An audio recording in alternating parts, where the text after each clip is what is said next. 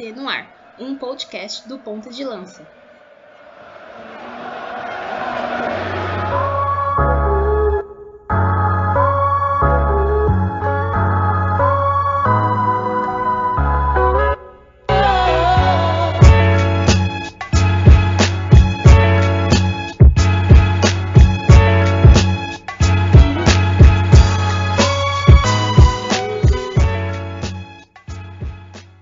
Salve galera, nós somos o projeto Ponta de Lança e este é o nosso 11º episódio do Mama África FC em 2020. Eu sou o Luiz Fernando Filho, um dos membros do projeto, e hoje a nossa pauta será sobre Salomão Kalou no Botafogo. O que esperar do marfinense no clube carioca? De fato, é aí uma das grandes figuras, né, desse brasileirão que ainda está por vir.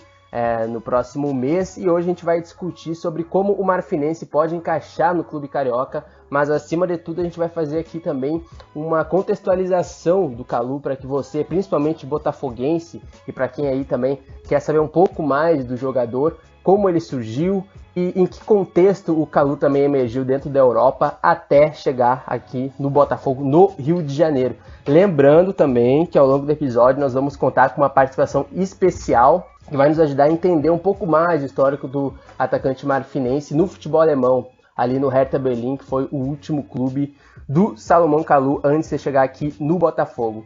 Antes de eu apresentar o pessoal que vai compor a mesa no Mama África FC, eu peço para que vocês deem uma conferida lá no nosso Medium, medium.com/pontadelanca, por onde nós produzimos textos sobre futebol e jogadores e jogadoras africanas. É um conteúdo livre e gratuito, então acesse lá, nós temos acho que uns 2, 3 textos nas últimas 2 semanas, então aproveitem lá que o acesso é gratuito, democrático, então não perca tempo. Nos siga também lá no Spotify, no Castbox, no Anchor, no Deezer também, a gente posta os nossos episódios no Deezer, às vezes dá uma demoradinha, mas sempre sai também, além do YouTube e demais agregadores. Se você já chegou aqui nesse 11º episódio do Mama África FC, eu convido também para ouvir o Mama África FC Continente, né, apresentado pelo nosso Rubens Guilherme Santos, onde ele vai te apresentar as nações, né, africanas que compõem a história dentro e fora do futebol, em relação à cultura, política. Então,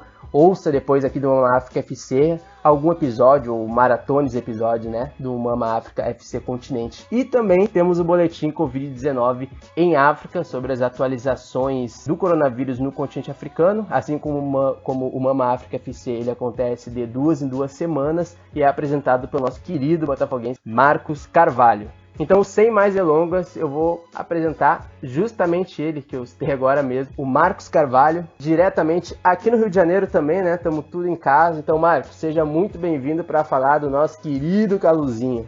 Atenção, ponta de lança. É muito bom participar do Mama África FC, falando de pauta positiva, falando de coisa boa, né? É assim, então, eu acho que essa é a pauta mais positiva que a gente já fez em toda a história do Ponta de Lança nos nossos podcasts, hein? Eu, assim, sem clubismo nenhum, eu arrisco aí esse palpite sobre as nossas pautas. É muito bom estar aí com você, Luiz, enfim, e com a nossa participante que você vai apresentar. Não vou dar spoiler. E vamos lá, só para eu usar agora dessa vez, e dessa vez vai funcionar, né? No episódio do Yaya Touré eu usei uma frase em francês, mas como ele não veio, enfim, mas também não faz falta agora. Eu vou usar a frase aqui, que é o seguinte: Kalouzinho e Botafogo, sont les mots qui vont très bien ensemble. Ó, meu francês está em dia. E essa frase aí quer dizer que Kalou e Botafogo são 2 palavras que vão muito bem juntas. Enfim, muito bom estar aqui. Seja bem-vindo todo mundo que está ouvindo aí. Vamos que vamos para o episódio que vai ser sensacional.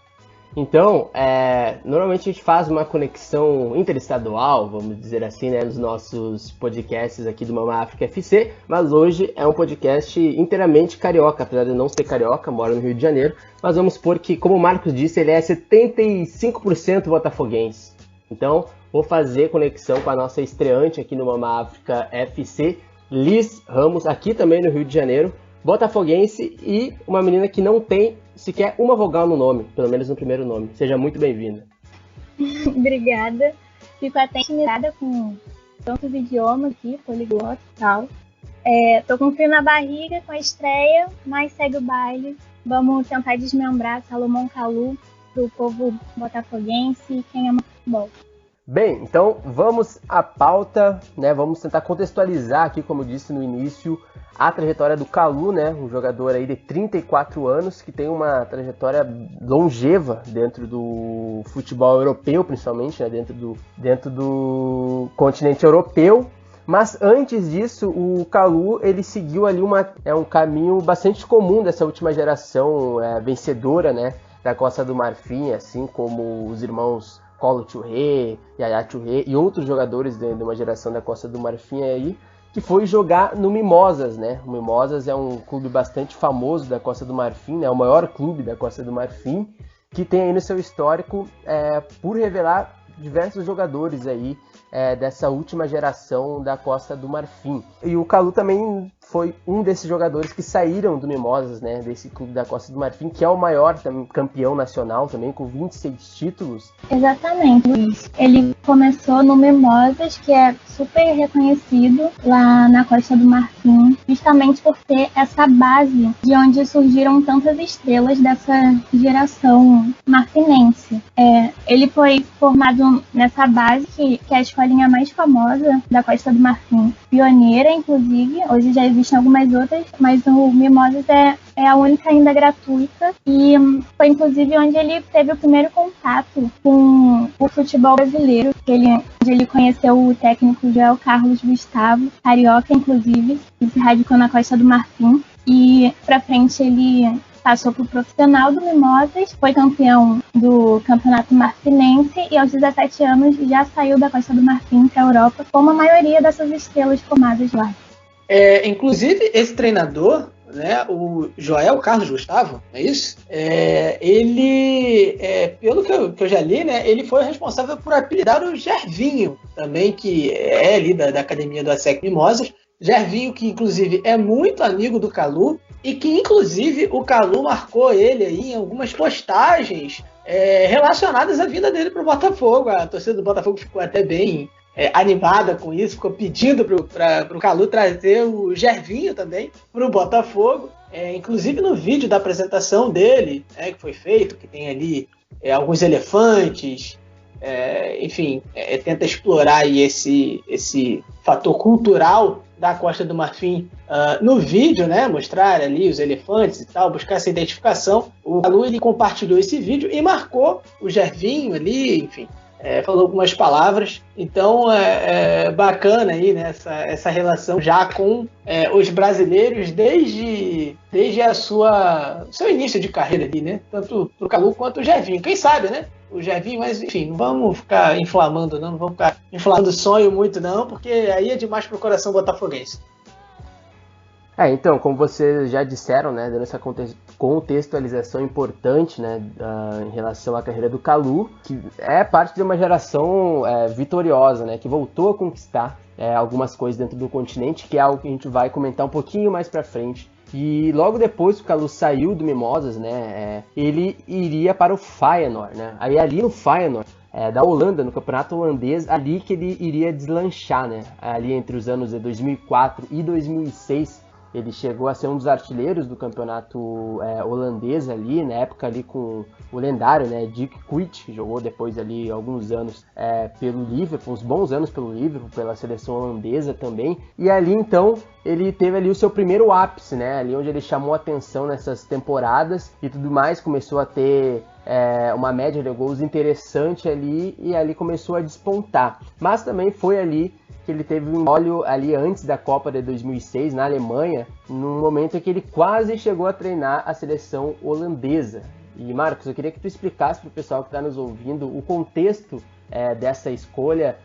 Teve ali também um imbróglio com a federação, com algum lance relacionado ao visto, né? E aí já passando para o Marcos, dando um breve contexto. O Kalou, para ele se naturalizar e jogar por uma seleção, no caso, na seleção holandesa, ele teria que estar no mínimo 5 anos jogando no país, né? Ou vivendo no país, e ele estava apenas 3 anos. Então isso também dificultou, ele acabou não indo para a Copa do Mundo com a seleção holandesa, e essa foi uma das histórias ali que precedeu né, a escolha dele é a Costa do Marfim. A ideia dele trocar, né, de cidadania, não trocar de cidadania, mas ele ter uma dupla cidadania e assim poder jogar pela seleção holandesa, ela parte do Marco van Basten, né, o lendário Van Basten, que eu gostava muito do Kalu, da maneira do Kalu jogar, enfim, como você mesmo disse, o Kalu ele teve uma passagem de destaque no Feyenoord, ali fazendo essa dupla com o Kuyt, enfim, como queiram, porque pronúncias em holandês é um negócio complicado. Mas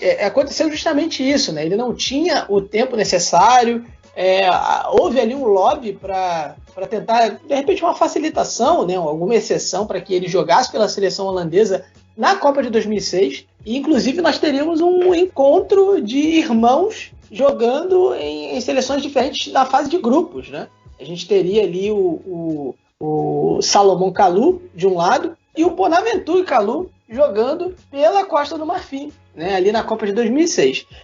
Houve ainda um convite da Costa do Marfim ali antes dessa, enfim, de bater o martelo de que o Salomon Kalou não poderia jogar pela seleção holandesa, né? Não conseguiria sua cidadania, mas ele recusou para tentar ali jogar pela seleção holandesa, ali naquele propósito que o Van Basten tinha proposto a ele, com perdão da redundância. E aí o Kalou, ele até fala disso um pouco mais tarde, né? Tem um trecho ali do livro Africa United, que a gente inclusive vai recomendar mais para frente, e que ele fala que ele aprendeu com os erros dele, né? E ele não tinha arrependimento, de fato, por tentar jogar pela seleção holandesa. Ele disse que isso fez ele ficar mais forte, então ele não poderia ter um arrependimento de algo que o tornou mais forte.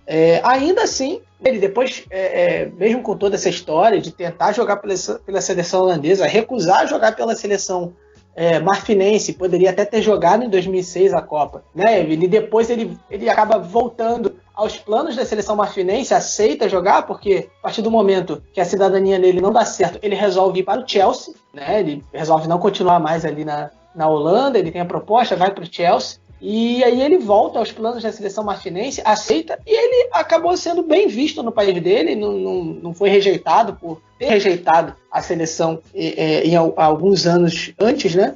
E ele entende que todo esse processo o tornou mais forte ali, né?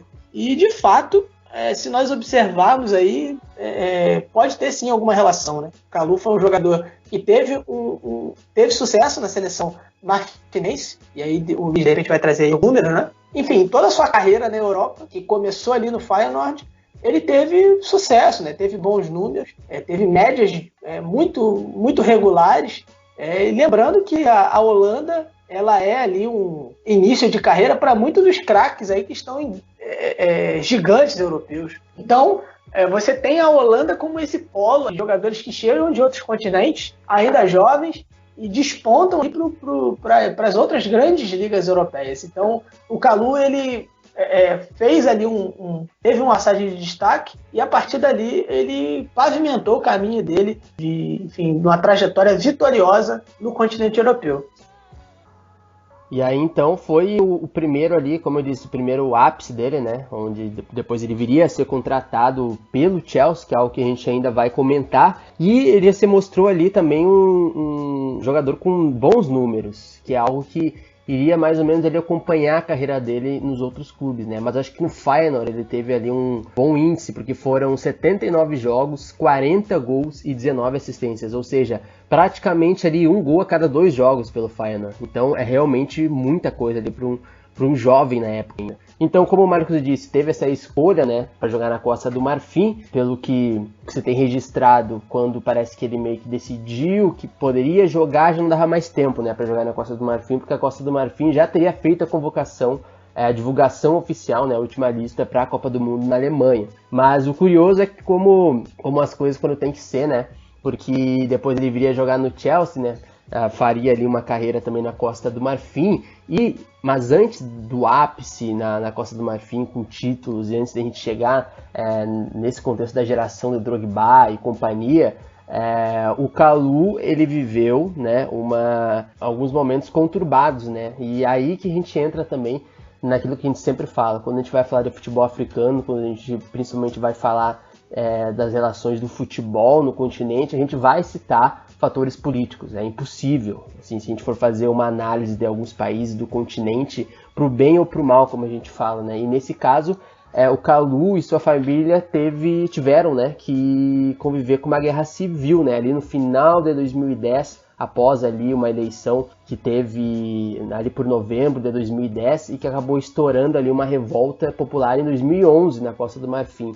E eu queria até soltar para vocês já essa discussão. Quando a gente fala, né, do futebol africano e do que é ser um jogador africano também, dentro da Europa ou dentro do continente africano, muitas vezes não é nada fácil porque muitas economias e países ainda são muito instáveis, né? Essa questão da guerra civil e tudo mais. Tem o nosso Mama África FC Continente, eu já estou aqui dando spoiler de novo do que a gente vai indicar mais frente, mas que o nosso querido aí Rubens Guilherme Santos, o Gui, ele explica tudo direitinho aí para você que quer saber um pouquinho mais.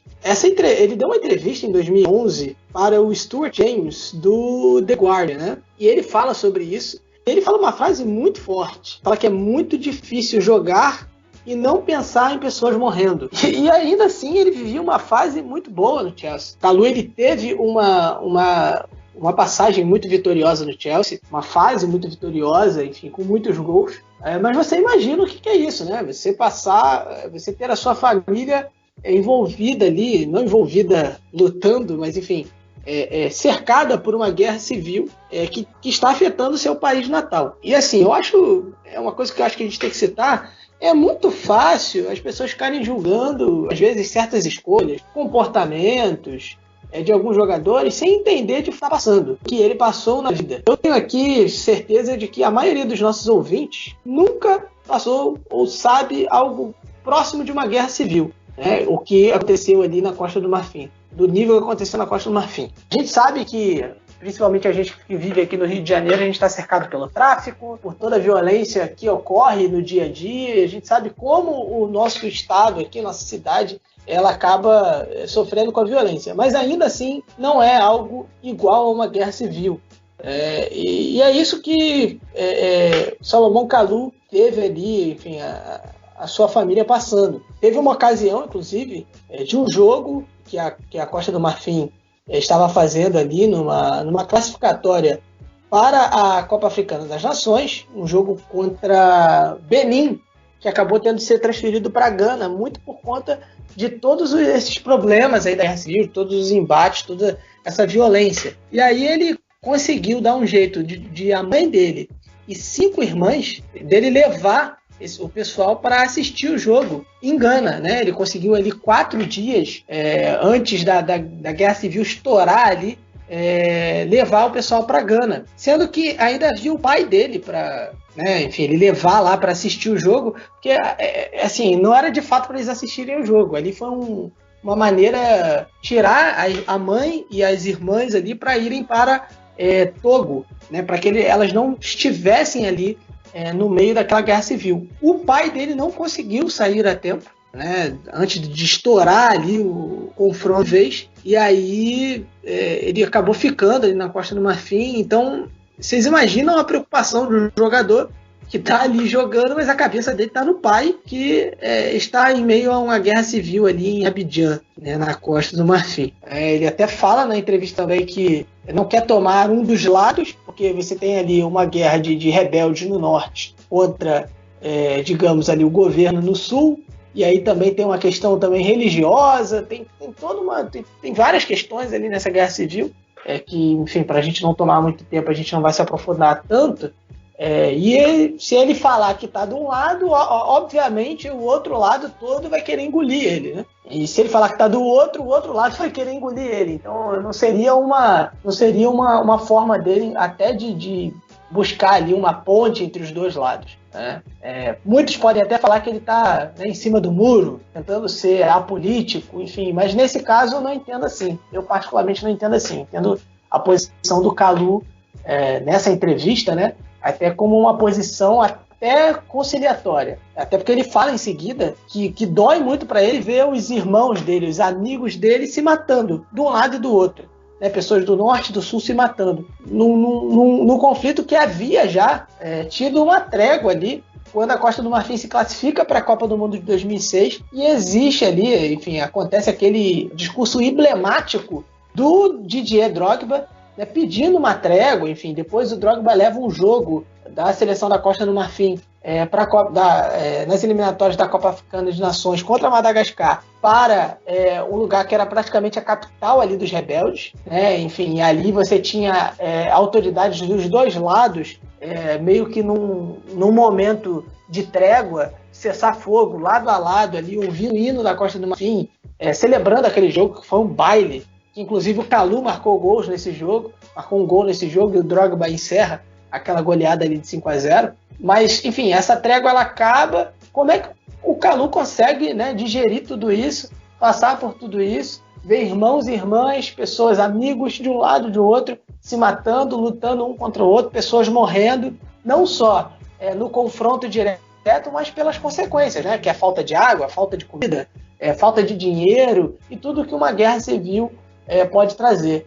Pois é, eu acho que a gente pode ver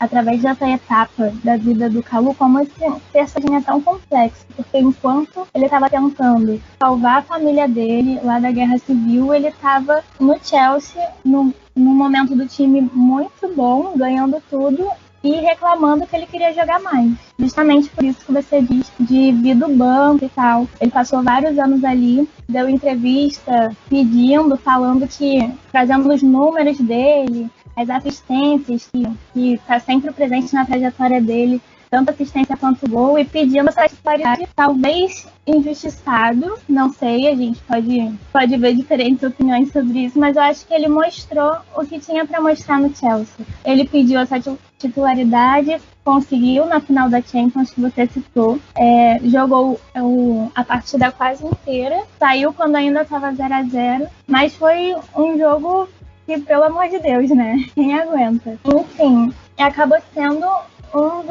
de mais um pico na carreira do Kalou. Quem conhece ele, conhece a passagem pelo Chelsea. Ele mostrou a versatilidade dele no ataque. Ele tem o lugar que ele gosta de jogar nas pontas, ele vai fazer o necessário. É interessante.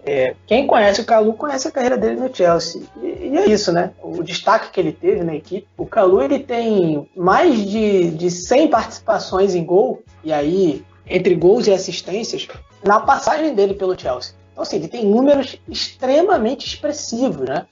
Nessa Champions League, eu até ouvi gente falar assim, mas o Kalou não foi um cara tão importante assim nessa Champions League. Bom, ele faz um gol importantíssimo contra o Benfica, se não me engano, fora de casa, que o Chelsea faz um gol fora de casa ali, e o gol é do Kalou. Eu acho que é algo muito importante, tá? Então, assim, ele começa também como titular ali, como você citou, Luiz, a final. Então, assim, o Kalou, ele tem um papel muito importante. Talvez ele não tenha... Tem gente que acha que ele não foi protagonista. Bom, ele estava ali jogando ao lado do Drogba, que é um dos maiores jogadores aí do continente africano. Para mim, o segundo maior jogador africano de todos os tempos. Mas ainda assim, eu acho que naquele time ali, o Kalou, ele não é um coadjuvante qualquer. Ele é coadjuvante que ganha Oscar de melhor coadjuvante, entendeu? Acho que tem uma diferença aí entre o coadjuvante, que é aquele cara que de vez em quando aparece, e aquele cara que, apesar de não ser o principal jogador da equipe, ele sempre tem uma participação importante, ele sempre garante pontos para a equipe. E o Kalou, de certo modo, garantiu muitos pontos para o Chelsea, garantiu gols importantes, assistências importantes. Então, eu vejo assim, que a passagem do Kalou tem que ter toda essa importância a ser dada a ele, sim. E até por isso, acho que assim, muitos torcedores o consideram como um ídolo, né, do clube, e ele sempre foi muito bem quisto ali em todos os níveis, vamos dizer assim, do clube, desde a torcida, quanto a direção e ao elenco, né? Então, um jogador que é jogador de grupo, é um jogador que ajuda o grupo, é um jogador que, mesmo querendo mais espaço, não criava confusões e tudo mais, assim, no Chelsea. Então, enfim, a passagem do Kalou no Chelsea é algo, assim, notável, importantíssimo aí na carreira dele, que foi mais um ponto vitorioso da carreira dele ali na Europa. O Kalou deu um passo além na carreira, né? ali naquele projeto vencedor, né, com vários jogadores africanos. O Essian é uma das grandes figuras, e obviamente talvez a maior delas do século XXI é o Didier Drogba, um outro marfinense, né, um irmão marfinense. Pelo fato do Kalou ter sido um jogador que muitas vezes tem entrado mais durante o jogo e nem sempre tenha sido titular, apesar de ter sido titular várias vezes, você tem diminuído um pouco o tamanho do Kalou, até pelo fato de ter jogado sempre com o Didier Drogba ali, que foi a grande figura, né? E para complementar, né, assim como no Feyenoord, eu acho que ele teve ali bons números lá no início da carreira dele ainda. No Chelsea também os números não foram ruins, né? Ele fez 254 jogos pelo Chelsea desde que chegou ali na temporada 2006-2007, e ele anotou 60 gols e 44 assistências. Então, realmente foram números bem consistentes para um jogador dentro da Europa, né? Não é fácil alcançar esses números num time como o Chelsea, principalmente ali quando o projeto engrenou, né? Inclusive, agora para a seleção nacional na Costa do Marfim, a mesma coisa, né? É um cara ali que foi campeão da Copa Africana de Nações ali em 2015, né? Tendo aquele auge da geração ali dos irmãos Touré, né? Touré, Kolo Touré, o próprio Didier Drogba, né?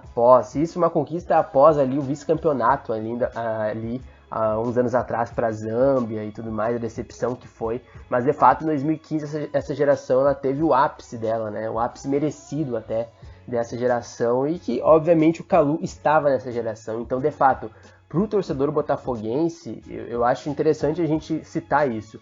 O Kalou ele é parte de talvez a maior geração marfinense em toda a história, e não é qualquer geração marfinense, né? Uma geração marfinense que fez história dentro do continente, fez história a nível de Copa do Mundo, apesar de não ter ido longe, mas por ter se classificado ali em 2006, em 2010, então isso conta muito para uma geração que até 2006 ainda participava da primeira Copa do Mundo. Então realmente o valor dessa geração marfinense ela está muito além dos números que a gente cita aqui, e o Kalou faz parte dessa geração que está marcada para sempre na história do futebol do país. Na seleção marfinense ele acabou, até hoje pelo menos, ele tem 97 jogos e 28 gols marcados, certo? E aí depois o Chelsea ainda foi jogar no Lille e ainda conseguiu ali bons números também. Então veja, a gente já falou dos bons números no Feyenoord, os bons números dele no Chelsea, e no Lille também ele teve bons números ali com 80 jogos disputados, 34 gols feitos, bom número, e 11 assistências. Então tem uma similaridade aí que na maioria dos clubes que o Kalou jogou ele tem cerca aí de um gol a cada 2 jogos. Então realmente isso chama bastante atenção. Tanto é que ele acabou sendo vice-artilheiro do campeonato francês ainda na segunda temporada, com 16 gols. Na época ele ficou atrás do Ibrahimovic, que fez uma ótima temporada com quase 30 gols, 26 gols mais especificamente falando. Então é um jogador realmente que tem um bom histórico pelos clubes aonde ele jogou. E mais agora, nessas últimas temporadas, ele acabou jogando no Hertha Berlim, né, que é o último time antes dele chegar no Botafogo. Mas então, pra gente ter uma noção melhor de como foi o histórico dele no Hertha Berlim, a gente resolveu chamar um amigo aqui, o Jonathan Gonçalves, lá do Chucrute FC e do Fußball, né, que são duas páginas que se dedicam aqui no Brasil ao futebol alemão. E o Jonathan Gonçalves, que é um amigo, um parceiraço, também aqui do Rio de Janeiro, vejam só, um podcast 100% carioca hoje. Ele vai dar aí uma contextualizada sobre o desempenho do Kalou no Hertha Berlim, para que você, principalmente torcedor botafoguense, consiga entender como foram as últimas temporadas do Marfinense na Alemanha. Fala, Jonathan! Olá a todos que estão acompanhando o Ponta de Lança. Meu nome é Jonathan Gonçalves, sou do Rio de Janeiro. Sou um dos idealizadores do Fußball Brasil, @FußballBR lá no Twitter. Também presente no Chucrute FC, um podcast que fala sobre tudo do futebol alemão. Você pode encontrar no Spotify, no Anchor e também no site do Fußball Brasil, o nosso podcast. Primeiramente, agradecer ao Luiz Fernando Filho por fazer esse convite para mim, para falar um pouquinho de um jogador africano que estava no futebol alemão e acaba de aterrissar aqui na terra brasileira, aqui no Brasil, né? Pertinho de mim, afinal, eu moro no Meia, e ele vai jogar aqui no Engenho de Dentro, no Engenhão. Salomão Kalou é o mais novo jogador aí do Botafogo, né? E vai reforçar o futebol brasileiro. Ele teve uma passagem pelo Hertha Berlim desde a temporada 2014-15 até a 2019-20 e dentro desse período viveu diversas fases diferentes. Afinal, quando ele chegou em 2014-15, Salomão Kalou tinha acabado de aterrissar e de chegar a um clube, né, que tinha acabado de ser campeão da segunda divisão alemã e teve muitas dificuldades na sua primeira temporada novamente, né, quando voltou da segunda divisão na Bundesliga e ficou uma posiçãozinha só da zona do playoff, que é aquela zona ali onde o 16º, né, joga contra o terceiro colocado da segunda divisão alemã e assim decide quem vai jogar a primeira divisão da próxima temporada. O Hertha Berlim conseguiu se safar e o Kalou foi muito importante naquela época, chegou a marcar 6 gols naquela temporada, mas ainda foi melhor na temporada seguinte, quando ele marcou 14 gols, sendo assim sua melhor temporada com a camisa do Hertha, na temporada 2015-16, e levou a equipe ali no 7º lugar para a UEFA Europa League, que foi um vexame na temporada seguinte. O Broadby chegou a eliminar o Hertha Berlim na fase eliminatória ainda da competição continental. O Kalou é um jogador muito versátil, né? Joga como extremo, assim, pelo lado do campo, geralmente, como esquerdo e direito, além também de jogar como centroavante e falso 9, né? Uma posição que ele domina muito bem e fez diversos gols na Bundesliga, deu assistência quando jogou ali próximo do centroavante e conseguiu ser associativo ali, ligar os passes no ataque e comandar o Hertha Berlim. Em muitos momentos do Kalou no Hertha Berlim, ele foi o protagonista, o cara que conseguia comandar ali o ataque. Uma certa época até comandou com outro veterano, que foi o Ibisevic, que acabou de sair do Hertha Berlim também. Mas na última temporada o Salomão Kalou pouco jogou, né? Foram 5 jogos de Bundesliga, apenas 1 gol contra o Hoffenheim na 9ª rodada. E também um golzinho lá contra uma equipe da Regionalliga na Copa da Alemanha, na DFB Pokal, na primeira fase. Um gol que ele marcou na competição alemã. É uma contratação muito legal que chega no Botafogo. Eu sou flamenguista, né? Mas gosto de ver o futebol do Rio de Janeiro se fortificando, crescendo, até porque está precisando, né? O Flamengo vem muito bem, mas os clubes rivais não tanto, e acho que vai agregar muito junto também com o Honda e os outros jogadores que o Botafogo trouxe, e vai ajudar aí o Alvinegro em terra brasileira. Eu fico na torcida até por ser um jogador africano, um irmão e também um jogador que estava no futebol alemão, onde eu tenho muito apreço, né? Um ponto assim que pode ser mencionado que foi um pouquinho triste para a imagem do Kalou, né, é o fato de que quando o futebol voltou na Alemanha, o Kalou gravou um videozinho ali sem máscara, no meio de uma pequena aglomeração dentro dos bastidores do Hertha Berlim, o que pegou muito mal e pesou para que a equipe da capital da Alemanha não renovasse, né, com ele. E assim o Kalou também não teve seu contrato renovado, saiu, e hoje em dia chega ao Botafogo aí uma grande contratação de um grande jogador que tem um currículo vasto aí, muito lindo. Eu lembro dele desde a época que eu era uma criança, um pré-adolescente, e hoje vejo ele jogar pertinho da minha casa. Então é isso, um grande abraço a vocês do Ponta de Lança, Luiz Fernando Filho, e a todos. Tchau, tchau. É isso aí, então, o Jonathan deu uma contextualizada perfeita sobre a atuação do Kalou no Hertha Berlim, né, o último clube antes dele chegar aqui no Rio de Janeiro. Ainda não chegou, na verdade, mas vai chegar. Inclusive o Marcos, eu acho que já pode dar mais além também uma info, que eu acho que foi o Fabiano Bandeira que deu, né, do dia e do horário que ele vai chegar aqui no Rio de Janeiro, no aeroporto. Mas antes disso, eu acho que a gente já vai pulando também, obviamente, para o contexto do Botafogo, né? Um jogador africano, né? Um jogador com um histórico vasto aí no futebol europeu, dentro da seleção, chegando a um clube tradicional como o Botafogo, após, como eu disse lá no início, né? Após o Yachuré quase ter chegado aqui no Botafogo, chegou até a ser cogitado no Vasco, mas não acertou com nenhum time. A gente, inclusive tem um episódio, né, sobre o Yachuré no Botafogo, acabou não vingando, mas de fato um companheiro de seleção e de geração dele chega ao Botafogo. E inclusive essa é uma discussão que eu queria muito fazer com vocês, né, principalmente com vocês que são botafoguenses, é sobre a recepção midiática da contratação do Kalou no Botafogo. E eu queria saber como vocês têm avaliado. O Kalou ainda não chegou, né, ainda vai chegar no Rio de Janeiro, mas como vocês têm avaliado o tom né, da mídia, principalmente a mídia tradicional, com relação à contratação de um jogador africano aqui no Brasil. A mídia esportiva, no geral, acabou focando mais no aspecto extracampo do Kalu do que analisar realmente o que ele é capaz de fazer dentro do campo. Além de terem também se prendido muito na última temporada, que foi totalmente atípica, né? Coronavírus, etc.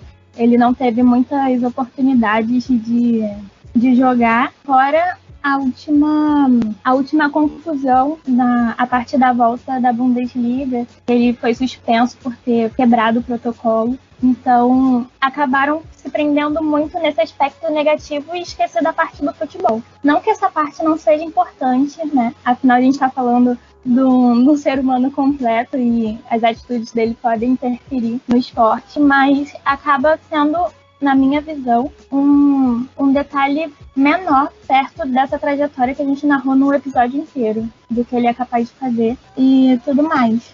Isso aí, Liz, eu concordo plenamente. Eu acho que assim, a análise ela teve um viés negativo, sim. E aí, sim, a gente pode discutir as razões disso, né? Por que a análise foi tão negativa? Enfim, aí eu acho que deixa até para os nossos ouvintes também pensarem nisso. Não sei se é porque também o Botafogo não ajuda muito, né? Com a questão de todos os problemas que tem hoje em dia, de atrasos salariais a funcionários. O Botafogo deve aí cerca de 4 meses para funcionários, que é uma coisa que é um absurdo. O Botafogo tem problemas aí para pagar o seu elenco. Né? Ontem quitou mais um mês, parece que o Botafogo está com um mês aberto, com outro para vencer, entendeu? Então, eu não sei se é por isso exatamente. Mas quando se falou do Kalu, acho que você tocou num aspecto muito importante. Quando tentaram falar da parte técnica dele, parece que só viram a última temporada, completamente atípica, e quando falaram do lado humano dele, foram mais para a parte dos erros dele, das polêmicas, vamos dizer assim. Né? E isso me incomodou muito. Eu acho que faltou também falar do aspecto dele, da parte dele da filantropia, né? Um cara preocupado com a questão social, principalmente no seu país. Ele tem uma fundação, né? A Fundação Salomão Kalu. Ele é um cara que se posiciona muito fortemente contra o racismo. Né? Uma vez ele chegou a dizer, inclusive, que o racismo é igual ao terrorismo. Ele comparou o racismo ao terrorismo. Então, assim, isso parece que para a análise esportiva em geral não importa muito, né? Se eles quiserem analisar só o campo, eu acho que a análise foi falha. E quando resolveram analisar o extracampo, preferiram focar naquilo que, enfim, era negativo. Enfim, cada jogador comete seus erros. Os erros do Kalu não podem deixar de ser cobrados, vamos dizer assim, e citados. O último lá no Hertha Berlim, principalmente nesse momento que nós vivemos. Enfim, uma certa infantilidade da parte dele. Mas é justamente isso, sabe? As pessoas preferem focar em polêmicas ao invés de focar naquilo também que deveria ter sido falado.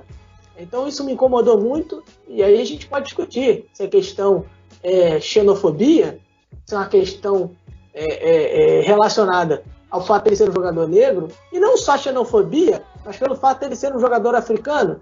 Entendeu? Jogadores africanos aqui, nunca no futebol brasileiro nós tivemos um jogador africano deste nível, de primeira prateleira, como é Salomão Kalu. Já teve alguns outros jogadores africanos, o próprio Botafogo teve o Joel, camaronês, né, que joga também na seleção camaronesa, mas não tem o nível do Kalu. Acho que isso é claro para todo mundo, no sentido de futebol, de conquistas, enfim. Mas é isso, Liz, eu acho que teve sim esse aspecto, uma recepção que me causou uma certa estranheza, sabe, na mídia tradicional brasileira. E só complementando, né, o Luiz ele citou da chegada do Kalu, né, informação do meu amigaço ali, o Fabiano Bandeira, tem um canal no YouTube lá, o canal Fabiano Bandeira. Ele informou ontem que o Kalu chega na próxima sexta-feira às 4h05 da tarde no Aeroporto Galeão. O Botafogo, inclusive, pediu para que os torcedores não vão ao aeroporto, tá? Então, assim, não só os torcedores do Botafogo, mas você que está ouvindo, que é fã do futebol africano, fã do Kalu, não vá ao aeroporto. Não é momento de aglomeração no aeroporto para receber jogador.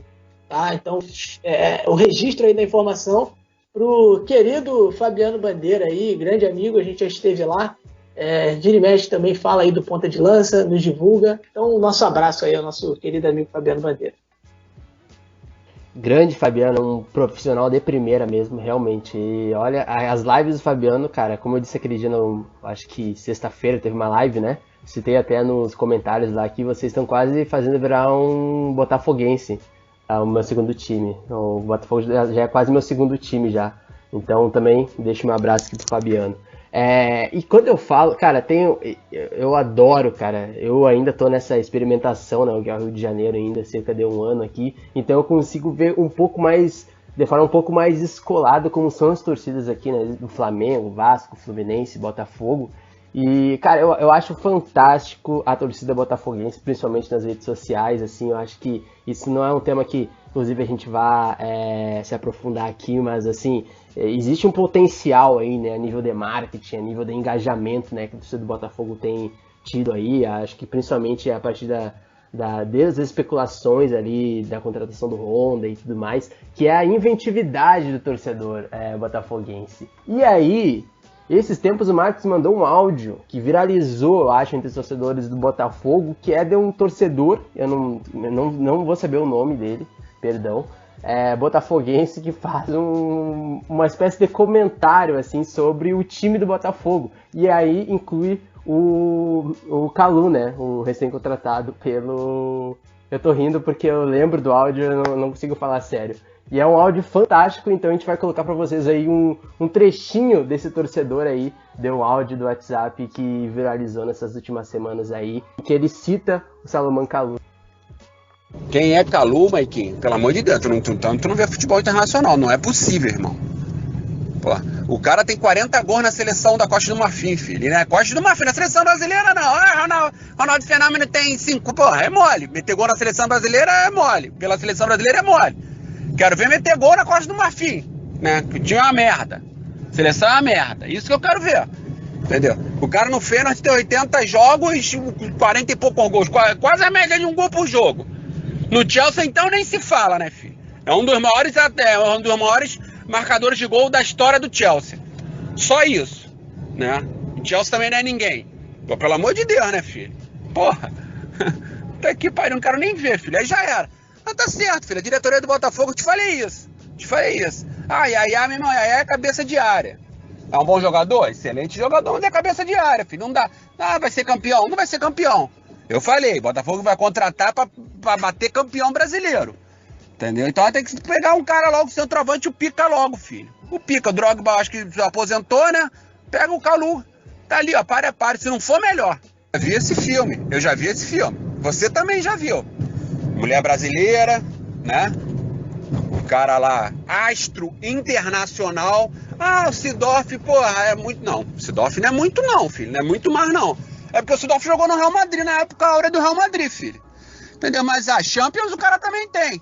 Foi o principal jogador. O Seedorf não foi o principal jogador do Real Madrid nos Galácticos. Não foi 2. Pô, o Kalu, filho, foi um dos principais. Ou se não foi o principal. Pra ganhar a Champions entendeu? Mulher brasileira, igual o Seedorf, sei não, irmão.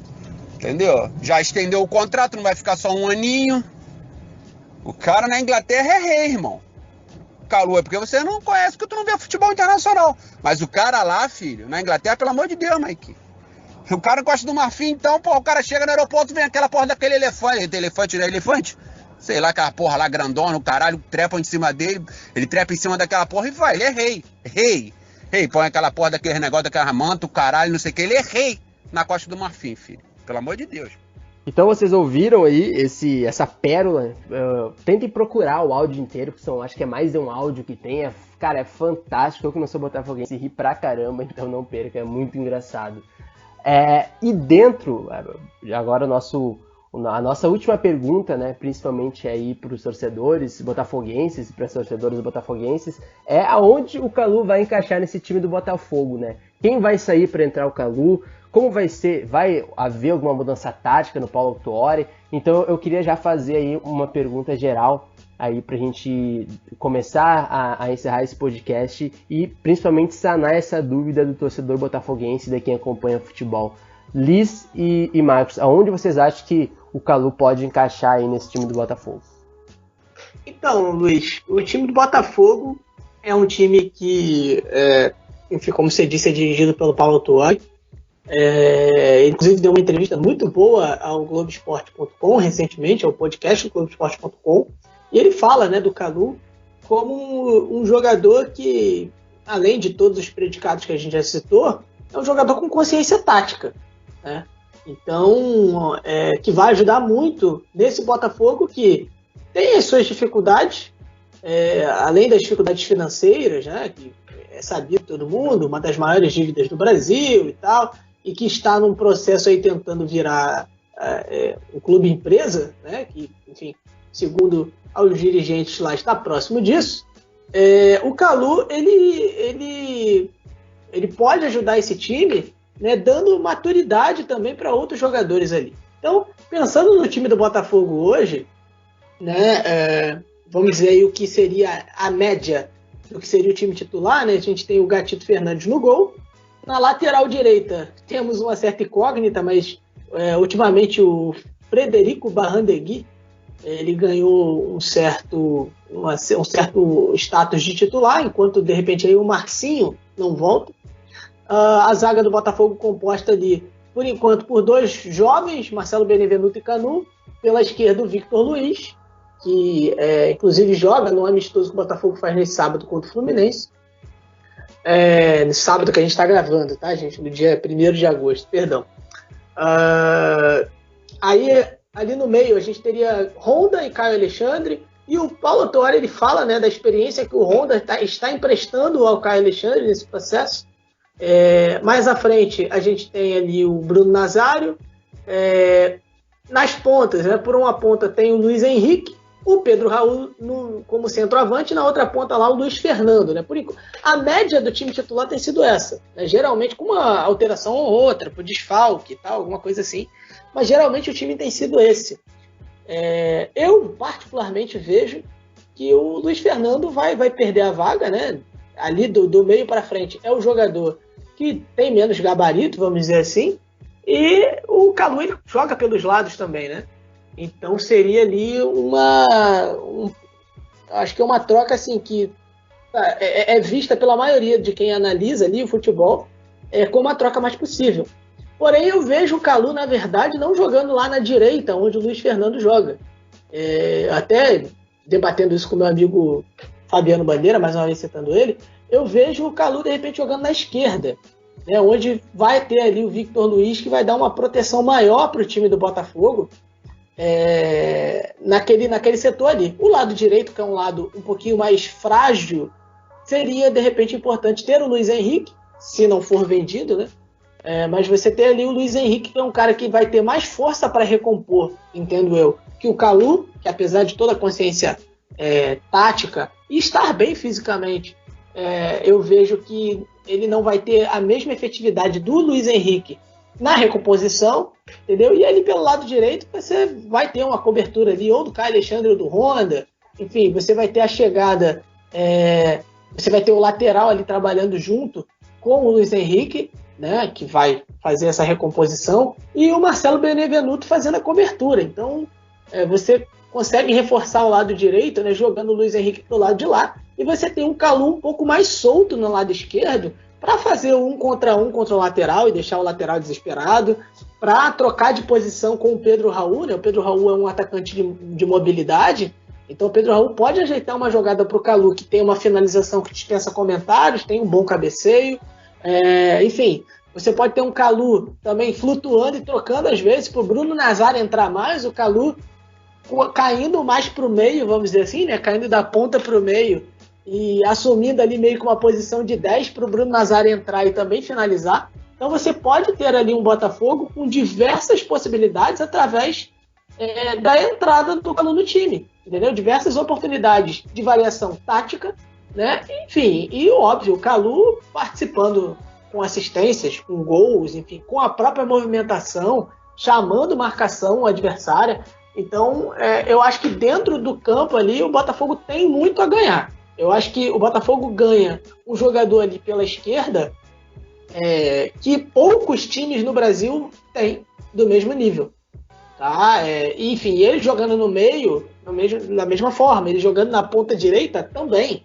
Ele eventualmente jogando como camisa 9 também. Então, enfim, eu acho que para me ater mais no Kalu, né, e sem falar, enfim, do que ele pode ganhar também com o Honda jogando ali, vindo de trás, mas me atendo mais ao Kalu, eu vejo assim, eu vejo que é um jogador que não só vai emprestar toda a experiência, todo o gabarito dele para ações de marketing, mas é um jogador que dentro do futebol brasileiro, que não tem lá essa competitividade toda, né, enfim, comparado às 5 grandes ligas do continente europeu, cujo Kalu jogou ali na Liga Alemã, jogou na Liga Inglesa.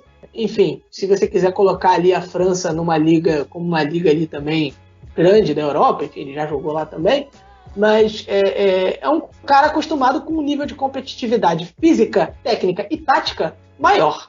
Então, acho que o Kalu entra ali no time do Botafogo um potencial de fazer grandes coisas ali nesse time para o Campeonato Brasileiro. Não é um time que vai disputar título, longe disso, mas é um time que tem tudo para fazer um bom campeonato digno, com bons jogos, né?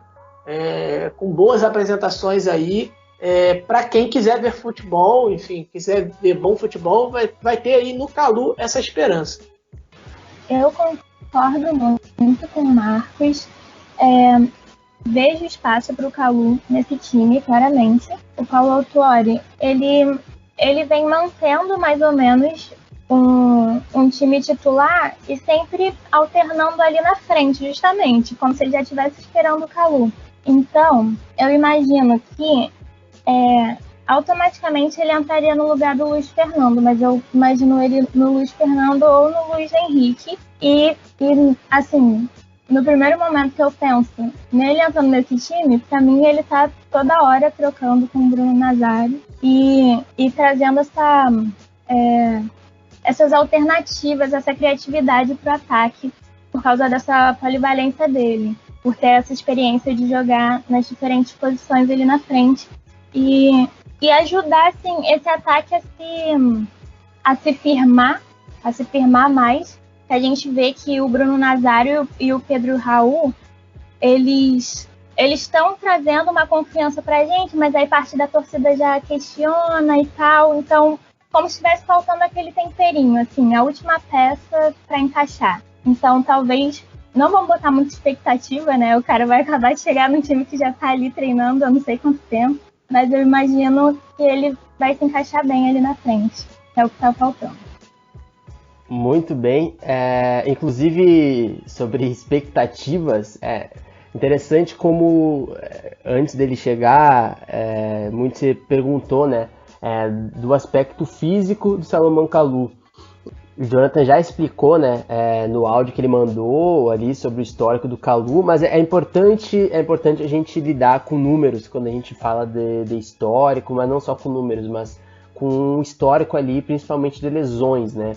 E se a gente for ver aqui num apanhado que eu consegui fazer aqui, o Kalu ele nunca passou mais de um mês afastado por problemas físicos na história da carreira dele. Ele tem 34 anos. Então, torcedor e torcedora botafoguense batam na madeira aí, porque olha, se depender do histórico dele, ele nunca passou mais de um mês, ou não chegou a 2 meses afastado por problemas físicos. Então, normalmente o problema do Kalu, se existe algum problema, né, não é necessariamente físico. Então a gente espera aí que a gente possa fazer uma avaliação apenas técnica do Kalu, que não tem nenhum problema físico. E é isso, né, pessoal? A gente vai chegando no final do nosso podcast, a gente vai cumprindo uma tarefa que era falar sobre o Salomão Kalu. Na verdade, essa é uma pauta que vai ser, para nossa alegria, né, que cobre futebol africano, jogadores africanos pelo mundo inteiro, ter um jogador desse calibre aqui no Brasil, né, no mesmo ano em que a gente completa, né, 1 ano de projeto, o Salomão Kalu chegar num clube tradicional como o Botafogo. E a gente espera, obviamente, aí cobrir o Kalu nesta dia no Botafogo. A gente já tem 2 botafoguenses aqui no grupo, por incrível que pareça, então vai facilitar também Quase 3. 2,5. Quase 3 mesmo, quase 3 botafoguenses. Então, cara, vai ser muito bacana. Então, se alguém aí da diretoria estiver ouvindo, libera o Caluzinho aí, hein? Libera o Caluzinho pro Marcos gastar o francês dele aí numa futura entrevista, alguma coisa. Estamos abertos, hein? Ponta de Lança está aberto pro Calu aí, sua assessoria, se quiser nos contatar. Então, eu vou agradecendo já vocês, pessoal, por nos acompanhar aí, por me acompanhar, na verdade, nesse podcast, na 11ª edição do podcast do Mama África FC. Eu queria fazer só aqui um protesto que um jogador chamado Luiz Fernando no futebol brasileiro já é muito difícil. E aí vocês sacam ele pra colocar o Calu. É sacanagem, né? Pô, tira lá o Luiz Henrique. Pô, Luiz Fernando já é difícil, mano. E aí vocês vão sacar o cara do time, é sacanagem, velho. Mas tudo bem.